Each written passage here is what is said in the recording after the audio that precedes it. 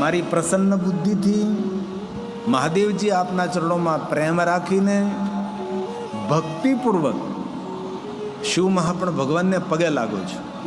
આવી રીતે શિવ મહાપ્રભુ ભગવાનની વંદના થઈ છે. ત્યારબાદ તો પછી વિશ્વના દરેક દેવતાઓની વંદના છે. પૃથ્વીદેવ, સૂર્યદેવ, ચંદ્રદેવ, વાયુદેવ, જલદેવ, આકાશદેવ, સાગરદેવ, નવગ્રહ, સર્વ પર્વતો, સાગરો, સર્વ તીર્થો, સર્વ દિશાઓ, સર્વ બ્રહ્માંડો, સ્થાન દેવતા, કુલદેવતા, ગ્રામ દેવતા, પિતૃદેવતા, માતૃદેવતા, વિશ્વના દેવતાઓને પ્રણામ કરી સદગુરુદેવને પ્રણામ કર્યા છે. અને શિવ મહાપ્રભુ ગ્રંથનું શ્રવણ કરતા આપણા સૌનું એક જ લક્ષ્ય હોય, શિવ પ્રાપ્તિર ભવે. ભગવાન મહાદેવ મને કેવી રીતે મળે, ભગવાન શિવજીનો પરિચય મને કેવી રીતે થાય, હું શું કરું તો ભગવાન શિવજીને ઓળખવાનો હું પ્રયાસ કરી શકું. પણ એક વાત યાદ રાખવી, ભગવાન શિવને ઓળખવાનો પ્રયાસ એક જ પરંપરા, શ્રવણ પ્રીતિ હિ લાલચા. જેના હૃદયમાં ભગવાનની કથા સાંભળવાનો પ્રેમ હોય છે એ આજને તો કાળ શિવને પામી શકે છે. આપણી લાલચા તો ઘણી સંસારિક હોય છે. પુત્ર લાલચા હોય, પુત્રી લાલચા હોય, ધન સંપત્તિની, માન સન્માનની, પ્રતિષ્ઠાની લાલચા હોય. પણ શિવ મહાપ્રભુ ગ્રંથમાં એમણે કહ્યું કે જેને શિવ સુધી પહોંચવું તેના માટે શ્રવણ પ્રીતિ હિ લાલચા. જેને ભગવાન મહાદેવ સુધી પહોંચવું છે તેને કથા સાંભળવામાં પ્રેમ રાખવું. ભગવાન મહાદેવની કથા સાંભળવામાં પ્રેમ રાખે છે તેને ભગવાન મહાદેવ મળે છે. કથા કહેનાર પણ ભગવાન શિવને સમર્પિત હોવા જોઈએ અને કથા સાંભળનાર પણ ભગવાન શિવજીને સમર્પિત હોવા જોઈએ. કથા કેવી રીતે? તો કે સર્વ સિદ્ધાંત નિષ્પન્નમ, સિદ્ધાંત સાથે, આધાર સાથે ભગવાન મહાદેવની કથાનું ગાયન કરવું અને જીવનને સાર્થક કરવું હોય જેટલો સમય મળે તેટલો સમય ભગવાનની કથા સાંભળવી જોઈએ. ભલે ગમે એટલા આપણને ભણેલા હોય, આપણી પાસે ગમે એટલી સંપત્તિ હોય, પદ પદવી હોય, માન સન્માન હોય, પણ બહુ હૃદયથી કહું છું કે જીવનનો ઉદ્ધાર કરનાર કોઈ જો સાધના હોય તો ભગવાનની કથા છે. એવું નથી કહ્યું કે તમે 24 કલાક કથા સાંભળો, જેટલો આપણી પાસે સમય હોય એટલો સમય. અને આપણે તો 24 કલાકમાં 3 કલાક કથા હોય. 1 કલાક જવા આવવાનો સમય આપણે વિતાવીએ, 1 કલાક જમણવારનો સમય વિતાવીએ, આપણે 3 કલાક ભગવાનની કથાનું શ્રવણ કરીએ. આજ ગોરધનભાઈ કહેતા હતા કે આજે પહેલો દિવસ છે એટલે બાપુ થોડી સંખ્યા રહેશે. મેં કીધું એવું ન હોય, કથા પ્રેમી તો પહેલે દિવસે કથા શરૂ થાય ત્યાંથી જ આવે. તેથી આજ પહેલે દિવસે એટલી મોટી સંખ્યામાં ભાઈઓ બહેનો તમે ઉપસ્થિત છો. તેથી આપ સૌને તો મારા પ્રણામ, અને ખરેખર આપ સૌના માતા પિતાને હૃદયથી મારા પ્રણામ. અને કથા સાંભળવાથી કોઈ જીવનમાં નવનીકરણ થશે જ, કાંઈ નૂતન થશે જ.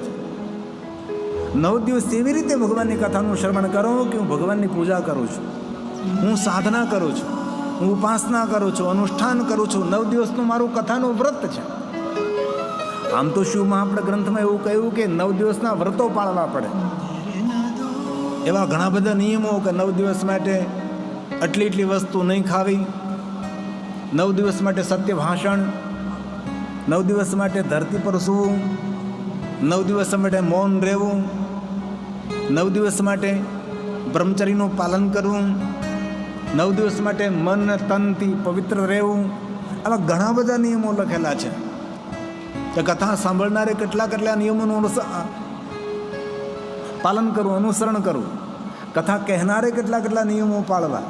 આમાં જેને શિવ મહાપ્રભુ ગ્રંથનો પાઠ કર્યો હોય, જેને જે શિવ મહાપ્રભુ ગ્રંથ શ્રવણ કર્યું હોય અથવા વાંચન કર્યું હોય તેમને ખબર હોય કે વક્તા અને શ્રોતાના નિયમોનું વર્ણન છે.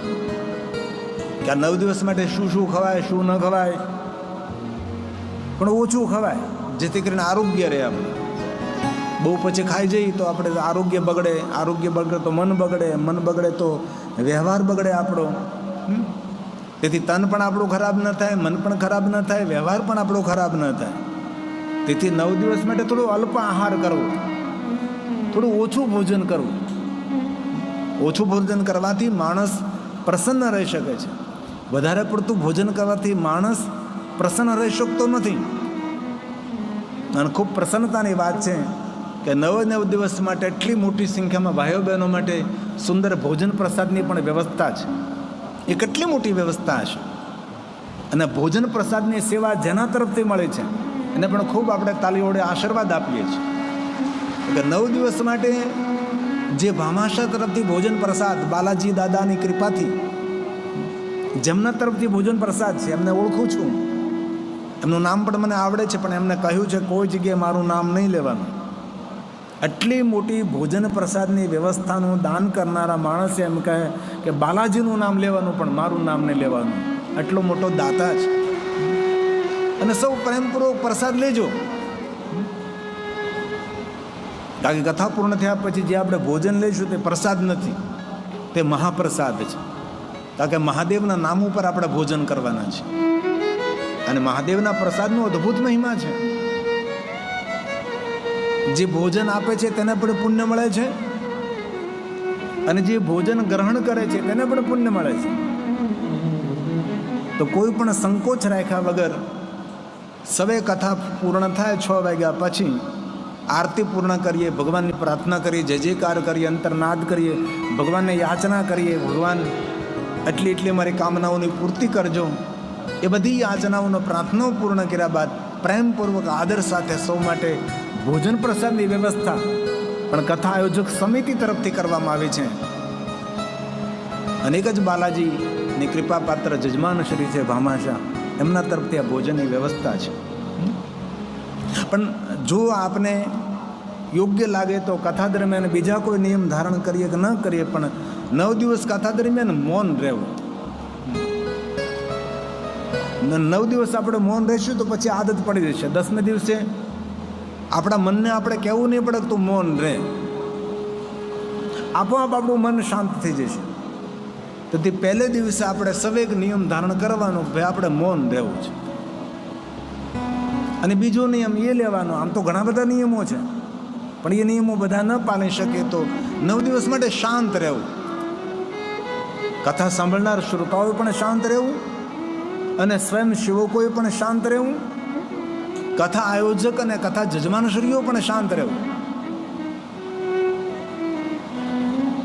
અને ત્રીજો નિયમ આજે પહેલે દિવસે ધારણ કરવાનો છે, આપણે 9 દિવસ માટે મીઠી વાણી બોલવી. એટલે 10મે દિવસે તમે આદતી બની જશો મીઠી વાણી બોલવાના. કથામાં કોઈ પણ જગ્યાએ કટુ વ્યવહાર ન થાય તેની ખૂબ કાળજી રાખવી. ઘણી વાર મોટા પ્રસંગો અવ્યવસ્થાને કારણે બગડતા ન હોય, મોટા પ્રસંગો બોલવાને કારણે બગડતા હોય છે.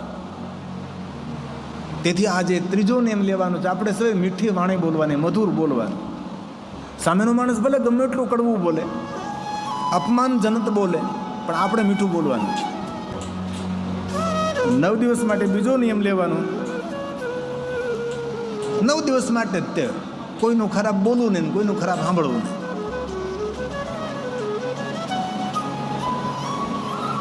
અને 9 દિવસ માટે શુદ્ધ શાકાહારી રહેવું અને નિર્વ્યસની રહેવું.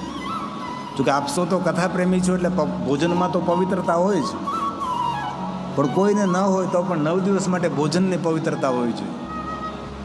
કારણ કે ભોજનની પવિત્રતાથી જ મન પવિત્ર બને છે. મન પવિત્ર બને તો વાણી પવિત્ર બને, વ્યવહાર પવિત્ર બને, આપણું જીવન તીર્થ તુલ્ય બની જાય. તેથી આવા અનેક નિયમોનું વર્ણન શિવમાં આપણા ગ્રંથમાં કર્યું છે. તો જેટલો સમય મળે તેટલો સમય સદાસેવ્યા વિશેષતઃ એત શિવ પ્રણસ કથા પરમ પાવન.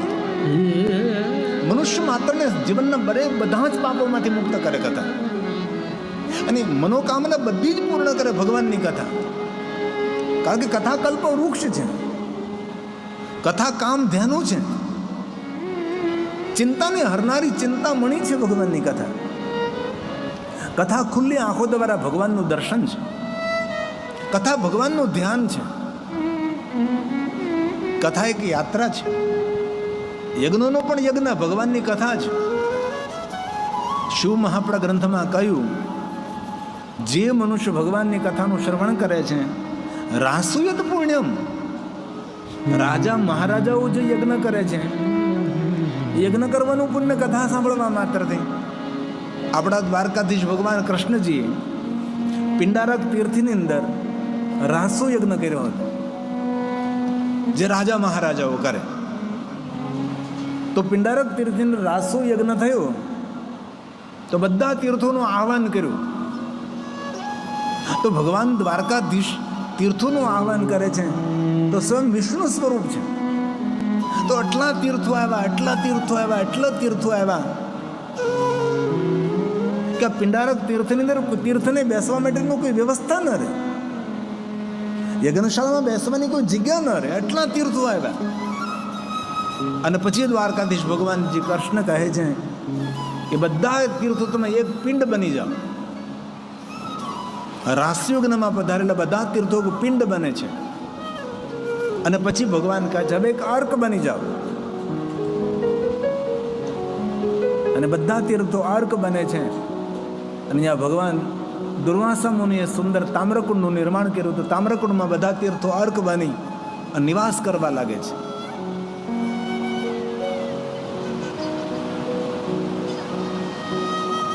તો રાસયોગના સૌ ન કરી શકે. દ્વારકાધીશ ભગવાન કૃષ્ણજી પિંડારક તીર્થમાં રાસયોગ્ન કયું હતું, પણ આમાં મહાન યજ્ઞનું પુણ્ય મેળવવું હોય તો શિવ મહાપડ ગ્રંથમાં ભગવાન વ્યાસે એમ કહ્યું, કથા શ્રવણ કરવા માત્રથી તત પૂર્ણમ લભતે શંભો રાસુ યત પુણ્યમ અગ્નિષ્ટોમ શતેન છે. સેંકડો યજ્ઞો કરવાનું પુણ્ય આ ભગવાનની કથા સાંભળવા માત્રથી પ્રાપ્ત થાય. આવું ભગવાન બોલ્યા છે. આ શ્લોક ભગવાન વ્યાસજીએ ગાયો છે. રાજસૂયેન યત પુણ્યમ અગ્નિષ્ટોમ શતેન ચ તત પુણ્યમ લભતે શંભો કથા શ્રવણ માત્રતઃ કથા શ્રવણ માત્રતઃ. કથાનું શ્રવણ કરવા માત્રથી, સાંભળવા માત્રથી યાદ રહે કે ન રહે એ બધું ભૂલી જાઓ. પણ જે માણસ ભાવભક્તિથી કથા સાંભળે છે એમના માટે કહ્યું અશ્વમેઘ સહસ્ત્રાણી વાજપે શતાની છે. આવા મોટા મોટા યજ્ઞો કરવાનું પુણ્ય ભગવાનની કથાનું શ્રવણ કરવા માત્રથી પ્રાપ્ત થાય. અને કહ્યું ચતુર્વર્ગ પ્રદમ શૈવમ, શિવજી એમના પર સંપૂર્ણ મંગલ કરનારી કૃપા કરે છે અને 4 પુરુષાર્થોની પ્રાપ્તિ થાય. અંતે તો ભગવાને એમ કહી દીધું કે જે કોઈ કથા સાંભળે છે ફલમ ભક્તુનો શકનો મેં, કથા સાંભળવાનું જે પુણ્ય મળે છે એ પુણ્યનું કોઈ વર્ણન ન કરી શકે એવું કથા સાંભળવાનું પુણ્ય પ્રાપ્ત થાય. અને પહેલો દિવસે આજે બહુ સમજણ ન પડે, પણ એક દિવસ કથા સાંભળીએ, બીજા દિવસે કથા સાંભળીએ, ત્રીજા દિવસે કથા સાંભળીએ, 9 દિવસ ભાવ અને ભક્તિથી ભગવાનની કથાનું શ્રવણ કરીએ, પછી 9મા દિવસે આપણને ખબર પડે કરે જીવનમાં કંઈ નવનીકરણ થયું, જીવનમાં કંઈ નૂતન થયું છે, જીવનમાં કંઈ નવું થયું છે. એક અનુભૂતિનો વિષય છે. જીવનમાં એક નવો અનુભવ પ્રાપ્ત થાય છે. અને જો થઈ શકે તો કોઈ દબાણ નથી. શ્લોકમ શ્લોકાર્ધ મેં વચે રોજ શિવ મહાપડ ગ્રંથનો થોડોક પાઠ કરવો. ભગવાને એમ કહ્યું જે કોઈ મનુષ્ય રોજ શિવ મહાપડ ગ્રંથનો પાઠ કરે છે, પારણ કરે છે, સ પાપાના મુચ્યતે ક્ષણાત, એક ક્ષણમાં એ મનુષ્ય પોતાના જીવનના બધા જ પાપોમાંથી મુક્ત બની જાય. 18 શ્લોકનો પાઠ કરવા માત્રથી. પણ જો પાઠ ન કરી શકે તો ભક્તિ અર્ચને દિને દિને, ભક્તિ સાથે શિવ મહાપડ ગ્રંથનું અર્ચન કરવું. દિને દિને અશ્વમેધસ્ય, એ મનુષ્યને અશ્વમેધ યજ્ઞ કરવાનું પુણ્ય પ્રાપ્ત થાય. આ શિવ મહાપડ ભગવાનની પૂજા કરવા માત્રથી. તમે જુઓ તો ખરા કેટલું પુણ્ય મળે છે. હવે આપણે કાંઈ વિશ્વના બધા દેવી દેવતાઓની પૂજા અર્ચન કરી શકવાના, કાંઈ રોજ અશ્વમેઘ યજ્ઞ કરી શકવાના? દિને દિને, નિત્ય રોજ અશ્વમેધ યજ્ઞ કરવાનું પુણ્ય શિવ મહાપડ ભગવાનનું પૂજન કરવા માત્રથી. અને ક્યારેક વ્યસ્ત જીવનમાંથી અવસર મળે તો સપ્ત સંહિતા માદરાત, 7 સંહિતા સાથે પરિપૂર્ણ પઠેદ્યસ્તુ સ જીવન મુક્ત ઉચ્ચતે. જે માણસ પોતાના જીવનમાં એકવાર શિવ મહાપડ ગ્રંથનું પારણ કરે છે એ માણસ જીવિત હોય તો પણ એ મુક્ત છે.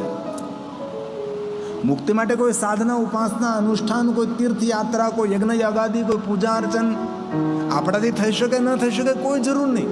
થઈ શકે તો બહુ સારી વાત છે, પણ જો કાંઈ ન થઈ શકે તો એમના માટે એમ કહ્યું કે જે કોઈ જીવનમાં એકવાર સંપૂર્ણ શિવ મહાપડ ગ્રંથનું પારાયણ કરે છે એ માણસ જીવિત હોય તો પણ એ માણસને મુક્ત સમજવો. આમાંથી જો પૂછવામાં આવે તો લગભગ 10% કે 20% રિઝલ્ટ આપણને મળે. આગળ હું પૂછું તમને, આમાંથી કેટલા માણસોએ સંપૂર્ણ શિવ મહાપડ ગ્રંથનું પારાયણ કર્યું? તો ભાગ્યે જ હોય. એમાં બહેનોની સંખ્યા થોડીક વધારે હોય પાઠ કરવામાં, અમારા ભાઈઓની સંખ્યા તો હોય જ નહીં. સમજો, થોડી ઘણી અંશ માત્ર હોય હે ને.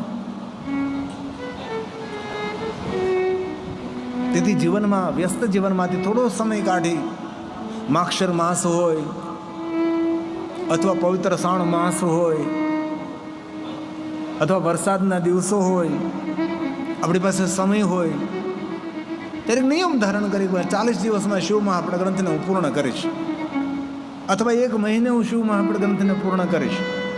બાકી યાદ રાખજો, વલખામાં રોમાં જીવન વીતી જશે, ખબર નહીં પડે. દરેક માણસોના જીવનમાં આ જે ગાથા છે, ખબર ન પડે તેમ જીવન પૂરું થઈ ગયું. તેથી વ્યસ્ત જીવનમાંથી થોડો સમય કાઢી અને ભગવાનના ગ્રંથનું પારણ કરવું જોઈએ. અને જે માણસ શિવ મહાપડ ગ્રંથનો ઘરની અંદર પાઠ કરે છે તેના પિતૃ તૃપ્ત રહે છે, તેના પૂર્વજો તૃપ્ત રહે છે, તેના ઘરમાં દરેક વસ્તુની તૃપ્તિ રહે છે. એક ઘરનો કોઈ પરિવારનો સભ્ય અતૃપ્ત ન રહે એવી ભગવાન શિવ કૃપા કરે છે. અને શિવ મહાપડ ગ્રંથમાં તો વચન આપ્યું છે, ગાયંતીઓ અહર્નિશમ, દિવસ અને રાત્રે જે શિવ મહાપડ ગ્રંથનું ગાયન કરે છે, દેવા ઇન્દ્ર પુરોગમઃ. ધ્યાન દીજીએ, દેવ સમૂહ સાથે ઇન્દ્ર ઉપસ્થિત રહે છે. શા માટે? તેની સેવા માટે. પણ આ વાત કોના માટે કહીએ? દિવસ અને રાત્રે શિવ મહાપડ ગ્રંથનું ગાયન કરે તેના માટે કહ્યું છે. આપણે તો 9 દિવસીય 3 કલાક. હમણાં મેં પિંડારકમાં કથા કઈ ખબર તમને? 9 થી 12 ને 3 થી 6. અને આહિર સમાજ એટલા મજબૂત હતા, આખો દિવસ કથા સાંભળે, આટલી મોટી સંખ્યામાં. સવારે જાવ તો મંડપ ભરેલો હોય, બપોરે જાય તો મંડપ ભરેલો હોય, ને એટલી ભોજન પ્રસાદની વ્યવસ્થા, આટલી મોટી સંખ્યા. આજે ટેલિવિઝનમાં તમે દ્રશ્યો જુઓ, ત્યાંના દ્રશ્યો છે. હવે દિવસે તો 7-8 કલાક કથા સાંભળે, રાતે પાછા ભજન સાંભળે. મેં આહિર સમાજને મેં કહ્યું હતું કે તમારા જેવી મજબૂતાઈ કોનામાં? 7-8 કલાક દિવસ કથા સાંભળે, રાત્રે પાછો ભજન ડાયરો 2-3 વાગ્યા સુધી સાંભળે. અને આપણી કથા તો 3 થી 8 કલાક, બહુ 4 કલાક ક્યારેક થાય. તેથી જે માણસ અહર્નિશ દિવસ રાત્રે શિવ મહાપડ ગ્રંથનું ગાયન કરે છે એમના માટે કહ્યું, દેવા ઇન્દ્ર પુરોગમઃ, દેવ સમૂહ સાથે ઇન્દ્ર ઉપસ્થિત રહે છે. આ ભગવાનનું વચન છે. એત શિવ પુરાણ, એત શિવ પુરાણમ હિ ગાયન્તેયો અહર્નિશમ આજ્ઞામ તસ્ય પ્રતીક્ષેરેણ. ઇન્દ્રને દેવતાઓ પ્રતીક્ષા કરે. કઈ પ્રતીક્ષા કરે? વાટ જોવે, રાહ જોવે. દેવ અને ઇન્દ્ર સૌ રાહ જોવે કે મને એમની સેવા કરવાનો અવસર મળે. અને આપણી પ્રતીક્ષા કોઈ માણસે નથી કરતા. પણ ભગવાન એટલું સુંદર વચન આપ્યું કે જે કોઈ દિવસ રાત્રે શિવ મહાપડ ગ્રંથનું ગાયન કરે છે, દેવતાઓ સાથે ઇન્દ્ર એમની આજ્ઞાનું અનુસરણ કરવા માટે પ્રતીક્ષા કરે છે. તમે જો તો ખરા ગ્રંથનો કેટલો મહિમા છે. આ ભગવાન બોલ્યા છે, દેવા ઇન્દ્ર પુરોગમઃ, દેવા ઇન્દ્ર પુરોગમઃ. દેવ સમૂહ સાથે ઇન્દ્ર એમની પ્રતીક્ષા કરે છે કે મને એમની સેવા કરવાનો અવસર મળે. તેથી મારા વહાલા ભાઈઓ બહેનોને હૃદયથી મારી પ્રાર્થના છે, થઈ શકે તો શિવ મહાપડ ગ્રંથનો રોજ પાઠ કરો, પારણ કરો. ઘરમાં શિવ મહાપડ ગ્રંથને બિરાજમાન કરો, રાખો ઘરની અંદર ગ્રંથને. સાક્ષાત ભગવાન મહાદેવનું વાંગમય સ્વરૂપ છે. ભગવાન શિવજીની શબ્દ મૂર્તિ છે. આ હળહળ કલયુગની અંદર મનુષ્ય માત્રનો સર્વ મંગલને કલ્યાણ કરનારો આ ગ્રંથ છે. આટલો મોટો ખર્ચ કરી, એટલી મોટી સુવિધા વ્યવસ્થા, કેટલા મહિનાઓની મહેનત છે આ. હું કેટલા સમયથી સોશિયલ મીડિયાથી જોઉં છું કે જ્યારથી મંડપ નખાતો હતો, મેદાન સાફસૂફ થતું હતું, ત્યારથી નિરંતર કાર્યરત છે. અને ફરી બહુ હૃદયથી હું પ્રણામ કરું છું. આ કથા આયોજનમાં જેને જેને સેવા આપી છે એવા પુણ્યવાન દરેક ભાઈઓ બહેનોને હું ગિરિબાપુ હૃદયથી પ્રણામ કરું છું, હૃદયથી બિરદાવું છું. કારણ કે કેટલો સમય આપવો પડે. 9 દિવસની કથામાં આગોતરી તૈયારી કેટલી કરવી પડે. પત્રિકા, પોસ્ટર, પ્રચાર, ઘર સુધી સંદેશ પહોંચે. કેટલું ચિંતન, મનન, થિંકિંગ, કઈ રીતે બેસવાની વ્યવસ્થા કરશું, કઈ રીતે મહેમાનોની વ્યવસ્થા કરશું, કેવી રીતે આવતા સંતો મહાપુરુષોનું સ્વાગત કેવી રીતે કરશું, કેટલું ચિંતન મનન અને જવાબદારીપૂર્વક આ કથાનું આયોજન કરવામાં આવે છે. તેથી જય સરદાર ગૌશાળાના માધ્યમથી આપણને સૌને 9 દિવસ ભગવાન મહાદેવની કથાનો અવસર મળ્યો છે. અને શિવ મહાપડ ગ્રંથમાં કહ્યું પણ છે કે જે કથા સાંભળે છે તવે જીવનમ ધન્ય. એવું નથી કે 3-4 કલાક, પણ જેટલો સમય હોય એટલો સમય, પણ જે કથા સાંભળે છે તેનું જીવન ધન્ય છે, આવું ભગવાને વચન આપ્યું છે. આજે પહેલો દિવસ છે એટલે જે કાંઈ મહાત્મય છે તો તમને સંભળાવું. મહાત્મય વગર માન ક્યાંથી મળે? જેનું મહાત્મય સમજાય તેના પ્રત્યે આપણને માન થાય, તેના પ્રત્યે આકર્ષણ પણ થાય.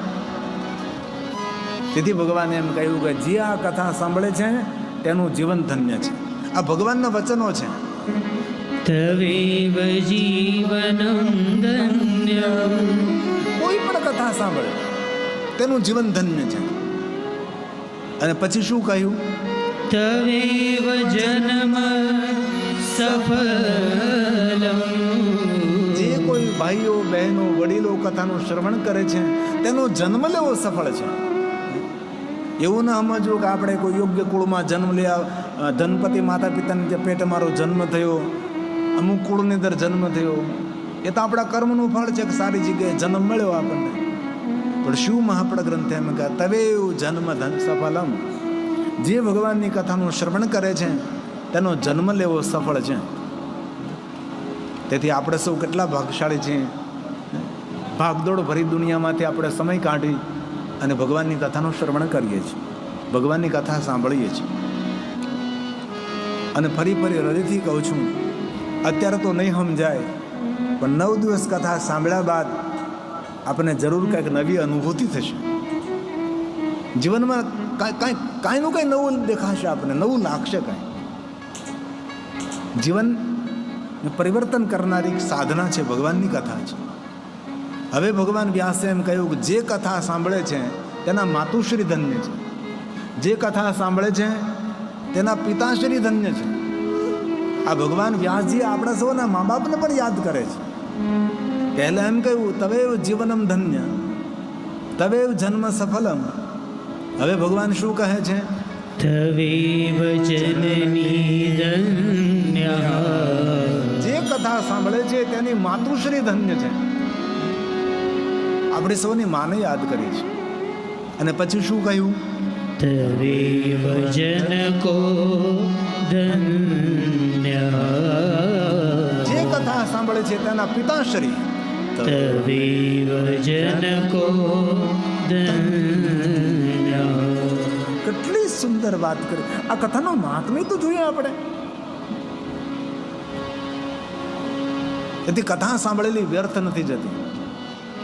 કથા સાંભળવા માત્રથી માણસના જીવનનું સર્વ રીતે મંગલ થાય છે, સર્વ રીતે કલ્યાણ થાય છે.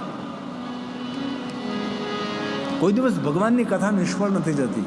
કથા હંમેશા માણસના જીવનમાં અનેક પ્રકારે સુખદ ફળ આપે છે.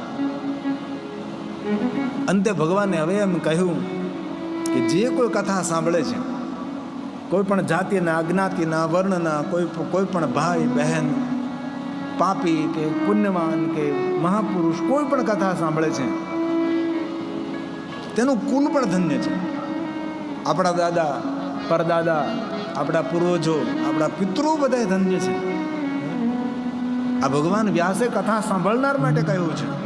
ભગવાન બોલ્યા તવેવ કુલમુત્કૃષ્ટં, તેનું કુલ ધન્ય છે, તેના પૂર્વજો ધન્ય છે, એના માતા પિતા ધન્ય છે, એમના દાદા પરદાદાઓ ધન્ય છે. હવે ભગવાન શું કહે છે? હું આ જૂઠું નથી કહેતો, હું સત્ય કહું છું, હું સત્ય કહું છું. ભગવાન બોલ્યા સત્યમ સત્યમ ન સંશય. મારી વાત ઉપર કોઈ સંશય નહીં કરતા, શંકા કુશંકા નહીં કરતા. હું જે કહું છું સત્ય કહું છું, સત્ય કહું છું કે જે કોઈ ભગવાન મહાદેવની કથાનું શ્રવણ કરે છે તેના પૂર્વજો ધન્ય છે, તેનું કુલ ધન્ય છે, તેની માતુશ્રી ધન્ય છે, તેના પિતાશ્રી ધન્ય છે, તેનો જન્મ લેવો સફળ છે, તેનું જીવન ધન્ય છે. સત્ય કહું છું, સત્ય કહું છું. જેના હૃદયમાં ભગવાન મહાદેવની ભક્તિ બિરાજે છે એ પ્રણમ્ય છે. પ્રણમ્ય એટલે પ્રણામ કરવાને યોગ્ય છે. કેવું ભગવાને સરસ ગાયું છે. યતઃ સદા શિવે ભક્તિ, જેના હૃદયમાં મહાદેવ પ્રત્યે ભાવ છે, જેના હૃદયમાં શંકર ભગવાન પ્રત્યે ભક્તિ છે, તેના માટે ભગવાન વ્યાસ બોલે છે દ્રશી ત્વયી રાજતે, દ્રશી ત્વયી રાજતે. જેના હૃદયમાં ભગવાન મહાદેવની ભક્તિ બિરાજે છે એ મનુષ્ય દર્શનીય છે. કેટલી સરસ વાત કરી છે. અને ભગવાન મહાદેવે કહ્યું પણ છે મારા ભક્તોનું દર્શન કરવા માત્રથી મારા દર્શનનું ફળ પ્રાપ્ત થાય છે. મહાદેવના ભક્તો મહાદેવના સ્વરૂપો છે, આવું ભગવાને કહ્યું છે. ભગવાન વ્યાસે તો એવું પણ કહ્યું છે કે જે ભગવાન મહાદેવની ભક્તિ નથી કરતા એ મૂર્ખ લોકો છે. આ દુનિયામાં ઘણા માણસો એવા છે કે ભગવાન શિવની ભક્તિ નથી કરતા, ભગવાનનું ભજન નથી કરતા, મહાદેવને યાદ નથી કરતા, મહાદેવનું દર્શન નથી કરતા. ન પસંતી મહાદેવ, પસંતી મતલબ જોવું, ભગવાનને દેખવા, ભગવાનના દર્શન કરવા. જે માણસો ભગવાનનું દર્શન નથી કરતા, જે ભગવાન શિવજીનું સ્મરણ નથી કરતા, આમના માટે ભગવાન વ્યાસે કહ્યું છે એ મૂર્ખાઓ છે.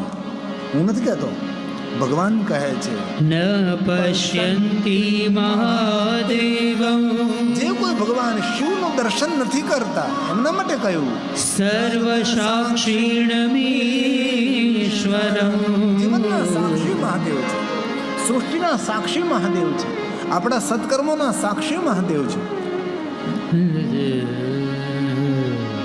જે લોકો મહાદેવનું દર્શન નથી કરતા, મહાદેવનું ભજન નથી કરતા, મહાદેવ પ્રત્યે ભક્તિ નથી રાખતા, મહાદેવ પ્રત્યે ભાવ નથી પ્રગટ કરતા, તેના માટે ભગવાને કહ્યું છે હેત એવ ન કુર્વન્તિ. જે શિવની પૂજા નથી કરતા એ કોણ છે? મૂર્ખા શંકર પૂજનમ. જે મૂર્ખ માણસો છે મહાદેવની પૂજા નથી કરતા. મૂર્ખા શંકર પૂજનમ. તેથી શિવનું ભજન કરો, મહાદેવને યાદ કરો. ભાગ્યરેખા પલટાશે, સ્થિતિ બદલાશે, માનસિક સ્થિતિ બદલાશે, જીવન શૈલી બદલાશે, ઘર પરિવારનું વાતાવરણ બદલાશે. દેવતાઓ મહાદેવની ભક્તિ કરે છે, વિશ્વની દેવીઓ મહાદેવની ભક્તિ કરે છે, વિશ્વના ઋષિમુનિઓ ભગવાન મહાદેવની ઉપાસના કરે છે, શંકર ભગવાનની પૂજા કરે છે, ભગવાન રામ અને કૃષ્ણ પણ ભગવાન મહાદેવની પૂજા કરે છે. એવી અનેક કથાઓ છે. ગાય માતાજી જ્યાં શિવલિંગ હતું ત્યાં દૂધ આપમેળે દૂધ અર્પણ કરે છે. અન્ય કોઈ કથા નથી મળતી, ગાય માતાની કથા મળે.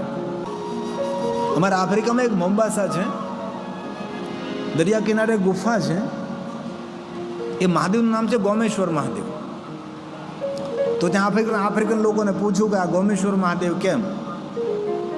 તો કે વર્ષો પહેલા એક ગાય માતા આવતી હતી ને ઉપર દૂધનો વરસાદ વરસાવતી હતી.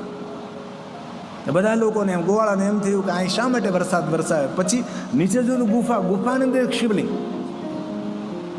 કારણ કે આપણે ગાય માતા પણ ભગવાન મહાદેવ પર દૂધનો અભિષેક કરે છે. એવી એક ને એવી અનેક કથાઓ છે. આજે ગોમેશ્વર મહાદેવ ટેલિવિઝનમાં જોવો છો, મોમ્બાસાની અંદર છે, સમુદ્રના કિનારે બહુ મોટી ગુફા છે, અને ગુફાની ઉપર રોજ ગાય માતા દૂધનો વરસાદ વરસાવતી હતી. આપમેળે દૂધ ત્યાં ઝરી જતું હતું. અને આપણે સૌ તો ગૌ ભક્તો છીએ. ગાય માતા મહાદેવને પણ વહાલે છે. શિવજીને અભિષેક કરીએ તો ગાય માતાના દૂધનો અભિષેક કરીએ છીએ. તેથી ગાય માતા મહાદેવને પ્રિય છે. અને આપણે આ કથાનું ગાયન કરી રહ્યા છીએ તો ગાય માતાની પૂજા કરી રહ્યા છીએ, ગાય માતાની ઉપાસના માટે છે. અને એક વાત તો હૃદયથી સૌ યાદ રાખવાની રહી, મહાદેવ મુક્તિનો દેવતા છે. જે જીવાત્માએ મુક્ત થવું છે તેને મહાદેવની ભક્તિ કરવી જ પડે. અન્ય કોઈ દેવતાઓની ઉપાસના કરવાથી મુક્તિ મળે ન મળે એ આપણે ન કહી શકીએ, પણ ભગવાન શંકરજી મુક્તિના દેવ છે. શિવપુરાણ ગ્રંથમાં કહ્યું મુક્તિદમ તત્ત્રયમ પ્રહમ. મુક્તિ માટે 3 માર્ગો છે. કોઈ મનુષ્ય મુક્તિની ઈચ્છા રાખતો હોય તો પહેલો માર્ગ છે લિંગાર્ચનમ, બીજો માર્ગ છે રુદ્ર જપમ, ત્રીજો માર્ગ છે પંચાક્ષર જપસ તથા. આ 3 માર્ગો દ્વારા જીવાત્મા મુક્ત બની શકે છે. લિંગાર્ચન જે કરે છે જીવાત્મા મુક્ત બને છે.